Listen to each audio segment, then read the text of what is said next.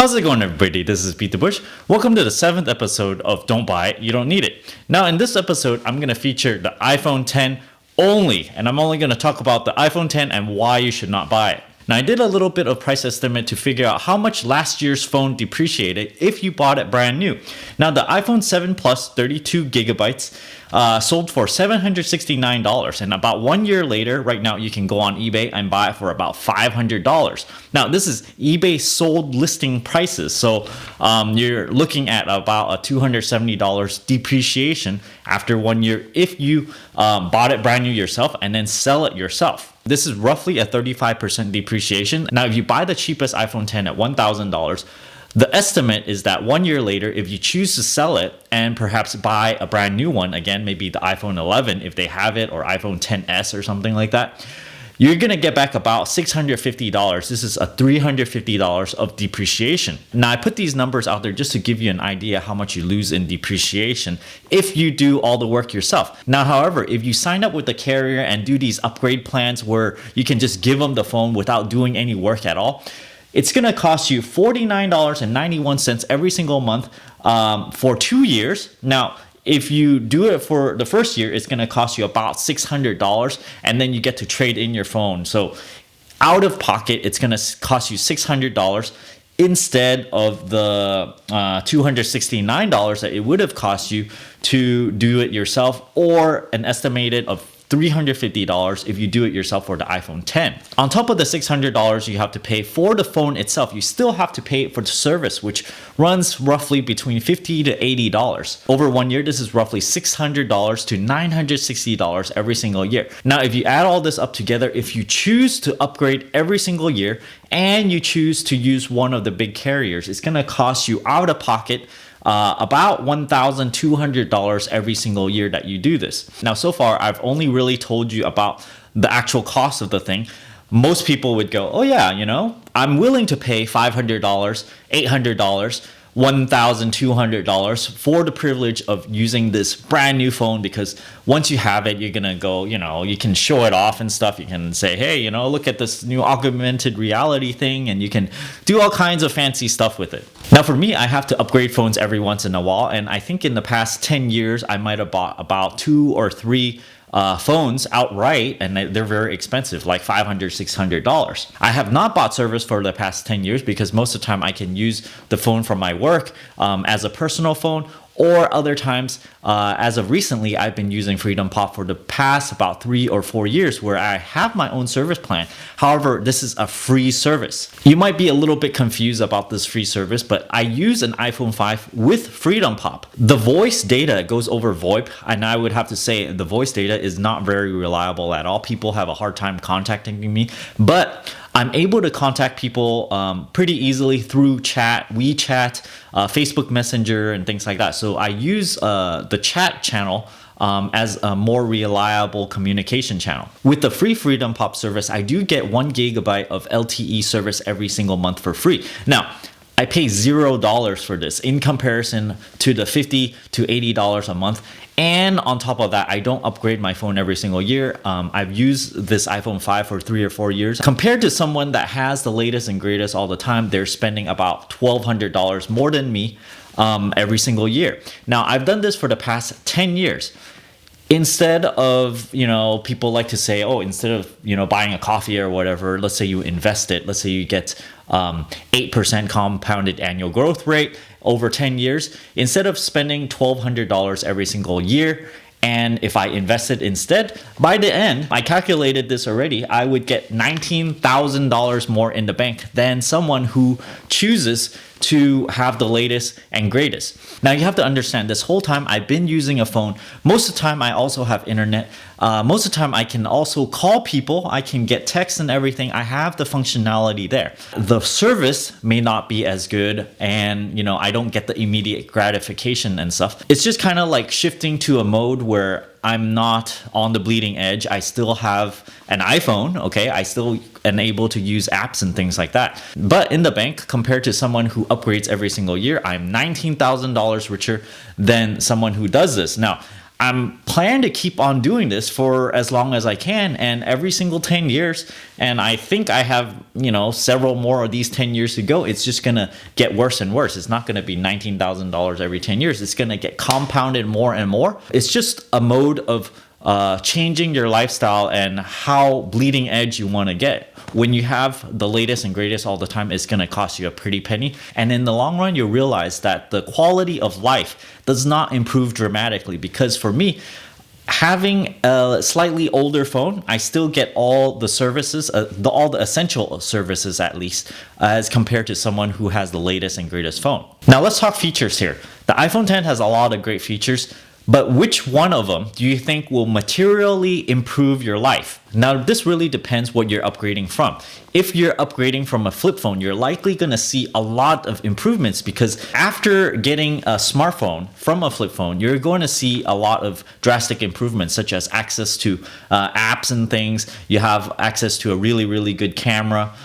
So let's just not talk about upgrading from a flip phone to a iPhone X, because most people's not going to do that. Most people are upgrading from an iPhone 5S, 6, or 7 into the iPhone X. Now, the biggest thing about the iPhone X is that the screen covers the entire front surface, or mostly of the entire front surface of the phone. Because of this, they had to remove the button, so then you can no longer have the fingerprint ID to log you in. So then they have to invent something new, such as a Face ID thing. Now, the Face ID thing is completely new. It uses these infrared sensors to sense the contours of your face.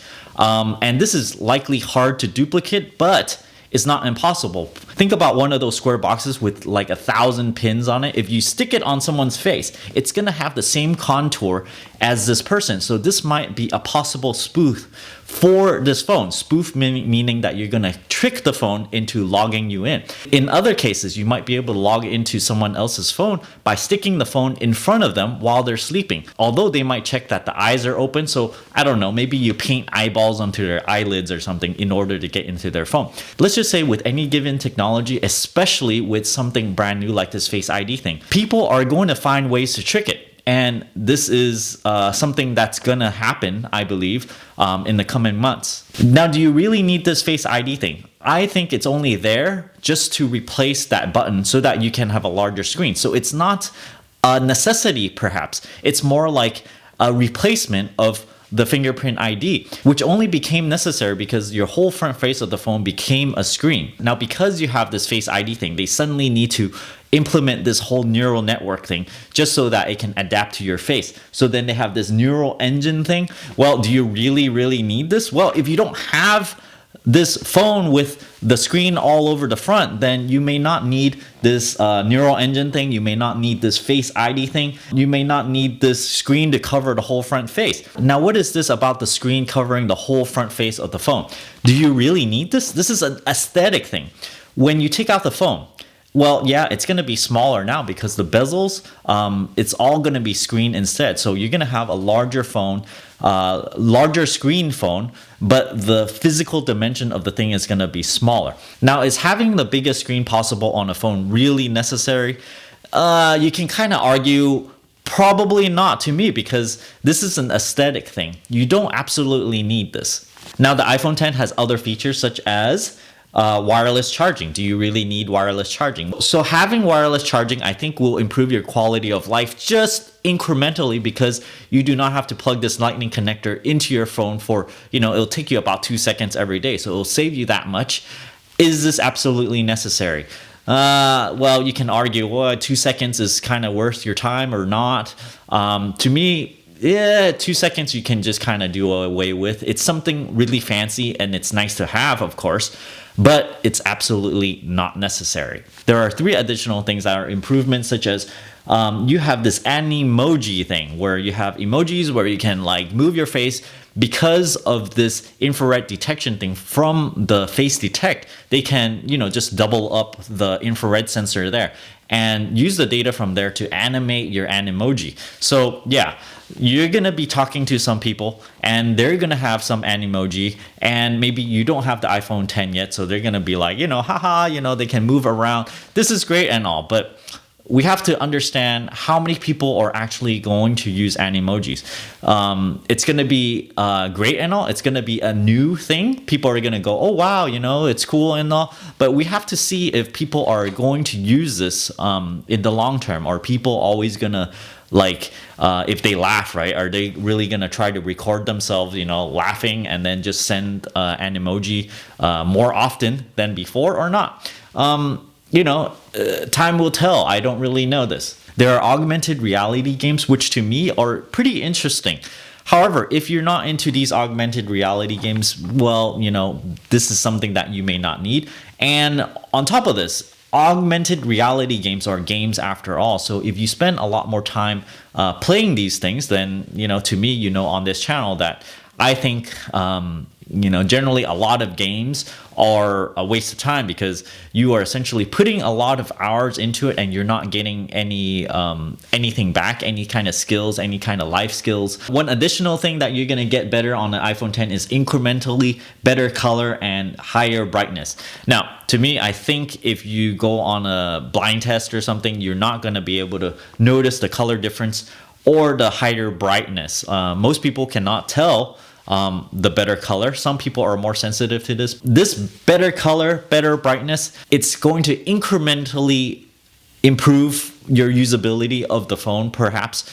But in the end, it's likely something that you don't absolutely need. Now, like I've said in this series all the time, is that there may be applications where you may absolutely need the iPhone 10. Maybe you absolutely need the augmented reality version. Maybe you need that to develop games or something because you're a developer for augmented reality games. Then sure, yeah, absolutely. You need the iPhone 10 then. Now with any iPhone, if you're going to buy it outright and keep it for a really long time, you should look at the long-term depreciation of this.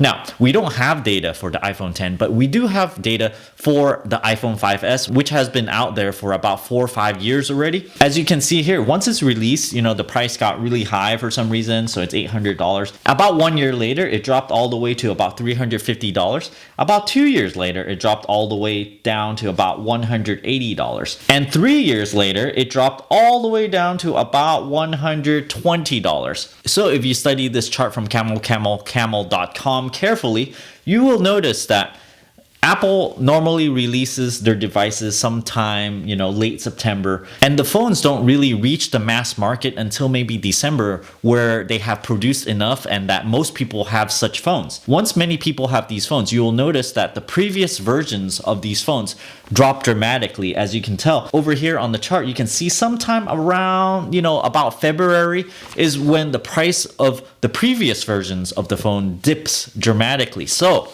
once this iPhone 10 comes out, this is a really good time to get perhaps an iPhone 6, iPhone 6s, or iPhone 7. You pick it up, you wait a few months, you pick it up sometime end of January to end of February, and you're going to get a really good price. If you do get one of these earlier phones, you're going to be able to pick them up for like $500 rather than the $1,000 that you need to pay for the iPhone 10. Now, here's what I'm thinking. Picking up one of these earlier devices is really good because you have like 4K recording, you have really great cameras, you have the big screen, you have mostly everything that the iPhone 10 has. The iPhone 10 has, you know, these incremental improvements. It's nice and really fancy and all, but I think if you upgrade to something like an iPhone 6 or later, then you're going to have, you know, very, very good features already, and you're going to be, you know, pretty up to date. You're not going to be on the bleeding edge, but you're going to save yourself, you know, like $500 more every single year, even if you upgrade to like the second generation from the bleeding edge every few years. So thanks for watching this episode of Don't Buy It, You Don't Need It, the iPhone 10 edition. Don't forget to give me a like on this video, comment down below. Let me know if these topics convince you to not buy the iPhone 10 after all. If you're interested in supporting the channel, don't forget to check out my Audible link down in the video description below, where you can get a free audiobook, and if you don't like this audiobook, you can cancel it before the subscription expires and you don't have to pay a thing. You get this free audiobook and you can listen to your commute and just kind of double duty your time and, you know, learn something while you're doing something brain dead. If you're interested in supporting my channel directly, I have a Patreon over here where I give various perks at various contribution levels. And as always, don't forget to subscribe to my channel over here and click that bell icon next to that subscribe button so that you get a notification whenever I upload a brand new video. Thanks for watching.